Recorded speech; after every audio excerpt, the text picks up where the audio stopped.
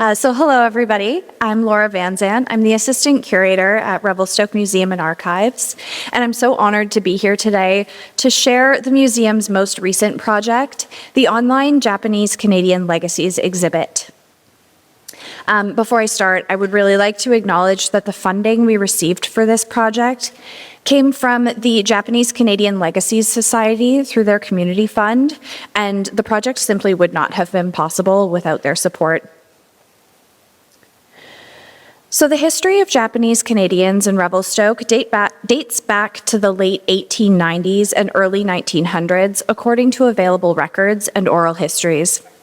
Many of the first arrivals worked on the railways or in sawmills, and they were often unmarried men or married men who had to leave their families behind.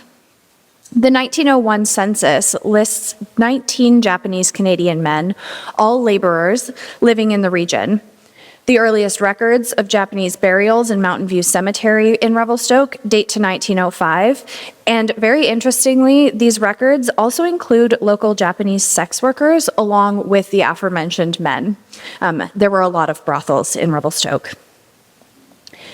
Two of the earliest families in Revelstoke were the Hashimoto's and the Takahashis. Shotaro Takahashi was born in Japan and came to Canada in 1886. He was married to Yae Takahashi. Shotaro was employed by the Canadian Pacific Railway and resided in Revelstoke with his son, Choichiro, for many years. Choichiro was born on April 17, 1880, in Japan. He was a section man for the Canadian Pacific Railway and came to Revelstoke with his family in about 1910. Based on Yaeko Hayashi's oral history, it's likely that he rented his place as a boarding house to people who arrived in Revelstoke during internment. There were 5 generations of the Takahashi family who lived in Revelstoke between 1910 and the early 2000s. Kunitaro Hashimoto was born on December 23, 1883, in Japan. Kunitaro came to Tacoma, Washington in the early 1900s and worked for the Great Northern Railway before moving to Vancouver in 1906. He first worked in labor development for the Shaughnessy area here in Vancouver, and then got a job as a laborer for the Canadian Pacific Railway. He was later promoted to bookman, also known as crew boss. Kunitaro was educated and could read and write Japanese and English. His son, Yoshi, recalled that his most treasured possession was a huge English dictionary. Kunitaro married his second wife, Hisa Nishino, on September 6, 1926, in Japan. Within a short time, they came back to Canada, where they proceeded to have 6 children. They were originally all living in CPR boarding cars along the railway right-of-way, but they eventually built a home on Humbert Street in Revelstoke.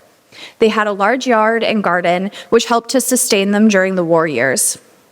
When Canada declared war against Japan, Kunitaro lost his job with the railway, but was able to find work in local dairies and on highway construction projects.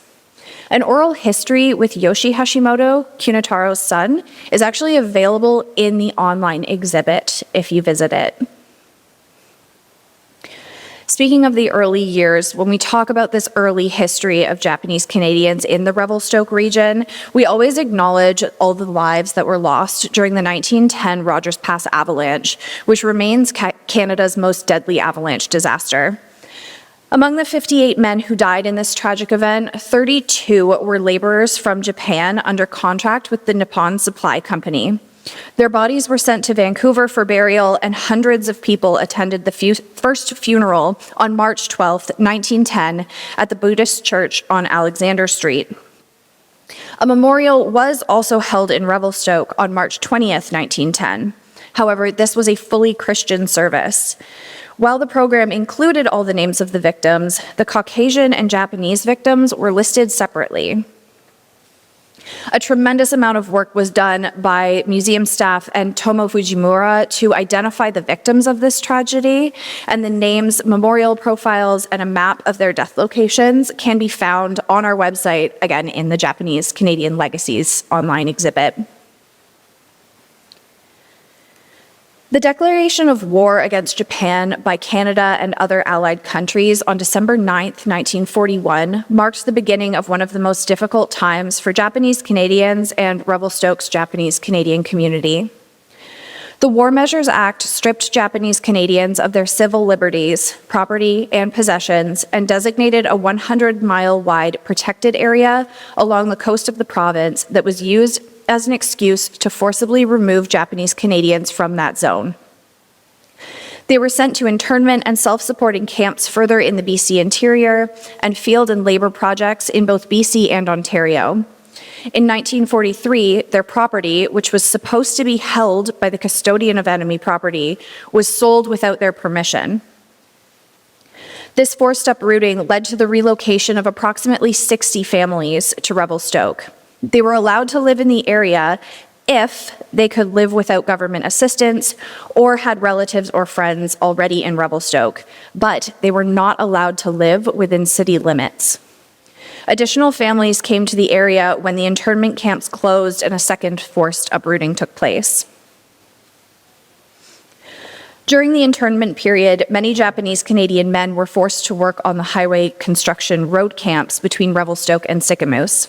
They were paid 25 cents per hour for 8-hour days and were required to pay for their own meals in the camp mess halls and supply their own blankets and clothing.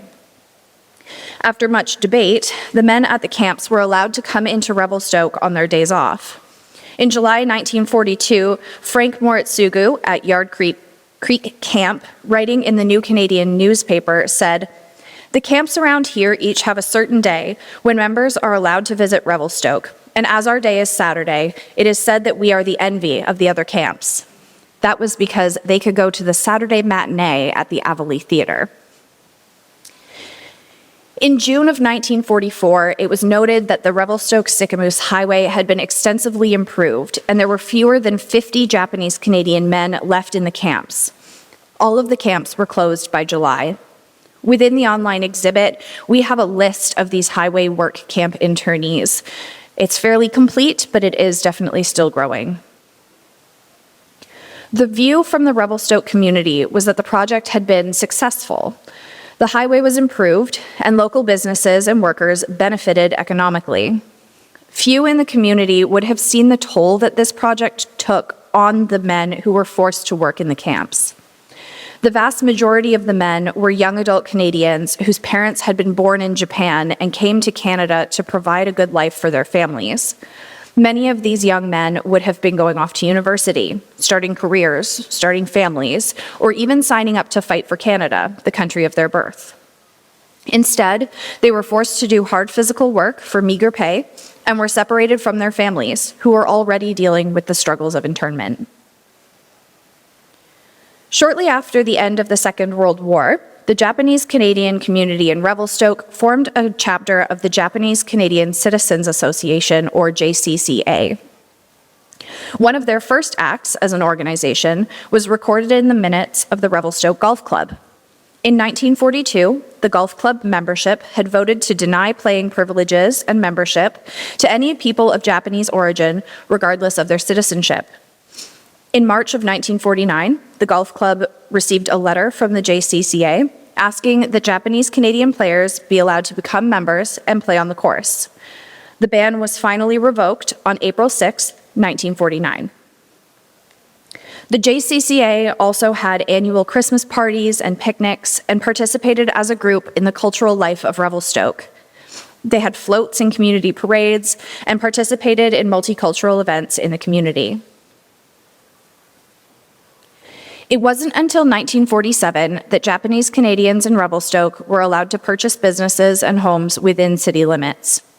Roy Shoji was one man who obtained a business license, starting Snow White Laundry Company, a business that flourished for decades. There is currently a Snow White Laundry Company in Revelstoke. It's a new company, but it was named with the blessing of the Shoji family to honor their history. The Shoji family also built a Japanese aesthetic room in their home above the laundry. They wanted to maintain their Japanese heritage and culture and wanted their family to appreciate the beauty and simplicity of a traditional Japanese home. They hired a friend who was a master carpenter, Masuo Hashimoto. He gathered natural materials from the forest and assembled every piece of the room by hand without using a single nail. Rice paper, tatami mats, bedding, and adornments were imported from Japan to complete the room. This online project by the museum started as a way to share the hidden history of Revelstoke's Japanese Canadian community, but it grew into a much larger project with wider impact than we could have expected. The stories, laughter, and strength that came through during research, interviews, and subsequent in-person and virtual events revealed a deep love for Revelstoke and a tight-knit Japanese Canadian community that has called Revelstoke home for generations. Second and third generations are still settling here, while the number of new Japanese immigrants is also increasing. When you visit our website, there is much more material than I was able to share in this presentation. We have a section called Profiles in Strength, where we shared the stories of many of the families, and over time we plan to add to it. We have actually already added to the exhibit since it was first launched in December, thanks to an influx of material and information sparked by the launch. We also have a section with oral history videos, as I mentioned, which is another great section to check out to hear the stories from the people who lived them. And before I end the presentation, I would like to add one more name to the exhibit. It was a team effort by the museum, but it would not have been possible without our archivist and project manager, Harumi Sakiyama, who worked endlessly to translate interviews, use her connections, get back to the community, and bring all of this project to life. So thank you, and I hope you'll check it out.